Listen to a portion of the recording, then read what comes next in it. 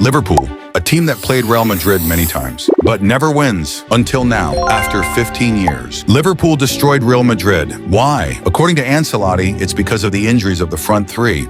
The injuries of Vinicius and Rodrigo means only Mbappe is left in front. With only Mbappe in front, he was really struggling to get through the defense.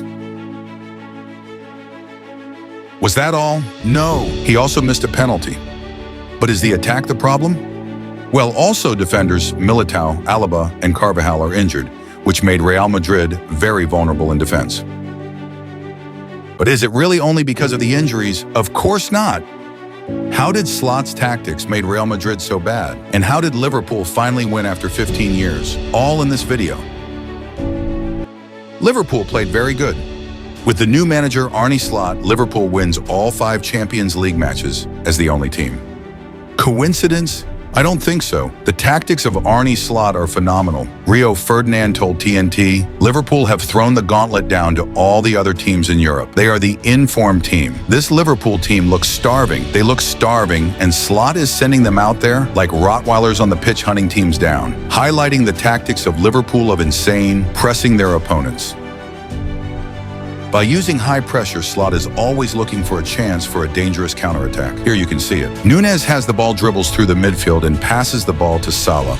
By transitioning fast to attack, you create a situation where Real Madrid only has 2 defenders. With Salah running down the wing, Nunez can get in behind and Luis Diaz can go to the second post for a cross. With Salah running down the wing, he is triggering Rudiger to go out of position. Nunez has space to run in behind and creates a situation for a 2 versus 1, with only Asensio left in defense. Nunez really should have passed the ball here, because that would certainly be a goal. Here is another transition, with Salah starting a run to run behind the back of Ferland Mendy. Because the other attackers are triggering the defenders to mark only them, they leave the space behind Ferland Mendy free, which makes it actually a 1 versus 1. With Salah's dribbling ability, this is a huge mistake, leaving Liverpool with a penalty because of Mendy's mistake. Salah has all the space if he goes past Mendy to have a big chance in a 1 versus 1 situation against the goalkeeper. That is because the Real Madrid defenders, Vázquez and Asensio, are only focused to mark Cody Gakpo. But he has no direct danger like Salah have. So instead, Asensio should back up Mendy and press Salah to make it harder to get directly to the goal. By pressing together Salah, it is extremely harder for Salah to pass the defenders, so by pressing him together, this penalty would most likely never happen. The high pressure and the overload in attackers eventually leads to the goal of Liverpool. A quick pass between McAllister and the young Connor Bradley results in the 1-0. Cody Gakpo starts the counterattack for Liverpool, Salah and Diaz running wide together with midfielder McAllister. This quick transition creates a dangerous 3 versus 2. Cody Gakpo delivers an amazing pass to Luis Diaz with an exceptional control. A mistake by Rudiger by not running between the attacker and the goalkeeper. Unfortunately, he couldn't chip it behind Courtois. Now let's talk about the build-up.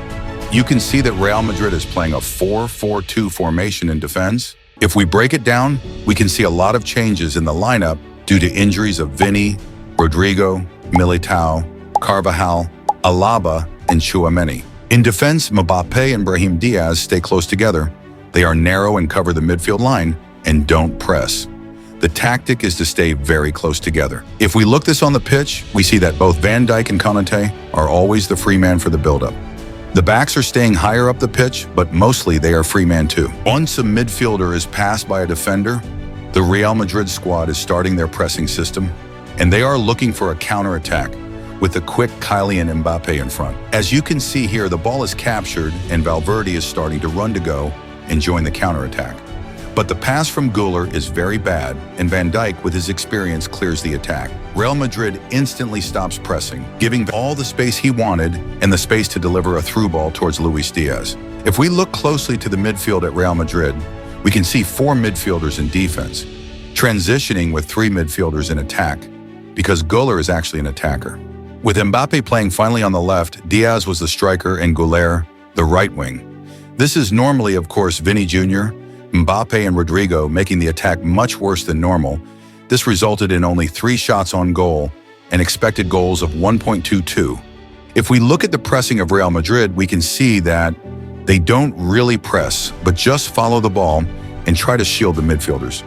This makes it hard for the midfielders of Liverpool to get passes because they get defended by 2 attackers and 4 midfielders, which make it hard to play through the midfield of Real Madrid. Therefore, the tactic is that the backs are wide and high sometimes, and the central backs dribble through the midfield. Real Madrid wants to press in the midfield so they can capture the ball and can easily go to the goal. Here we see Robertson trying to build up. Again, he doesn't get pressed, so he gets all the time he wanted. Once he passes to a midfielder, the pressure begins with 4 midfielders for Real Madrid and 3 from Liverpool. They have an excess in the midfield. But because there is no forward pressure, the midfielders can always pass the ball back to all the defenders. And because all the defenders are free and not pressed, the build-up phase is very easy for Liverpool defenders and can easily start over again. Van Dijk, the main man in the build, left constantly free. He can constantly search for a through ball. Here Robertson receives the ball and has the space to deliver a ball to Luis Diaz. You can see Alexis Mac Allister instantly runs away from Camavinga. Robertson going to the wing, and Diaz doesn't follow him, creating an opportunity for a dangerous cross. But luckily for Real Madrid, it was blocked. The problem happens over and over again. Real Madrid trying to press the midfielders from Liverpool, then still play through Real Madrid, their midfield, and don't go back to defend. Camavinga again creating a lot of space behind the defensive line of Real Madrid. Eventually, the man of the match, Alexis Mac Allister, with all the space for a shot, what could have been his second goal. We really should highlight one player in particular, Alexis Mac Allister, man of the match with a goal. Besides the goal, he delivered amazing passes. You can see it here, to the young Bradley getting behind the defenders. But this could or should have been a goal. The second goal was from a cross of Andy Robertson to Cody Gakpo. He jumps higher than the defenders and scores. So, with many players missing by Madrid, would they win without all the injuries? Let me know. In this match, we saw why Courtois is still so important for Real Madrid and why the defense is struggling. And he only play around good players such as Messi, Neymar, Vini, and Rodrigo. With Liverpool finally winning from Real Madrid, going first in the Premier League and first in the Champions League, is this going to be the year of Liverpool?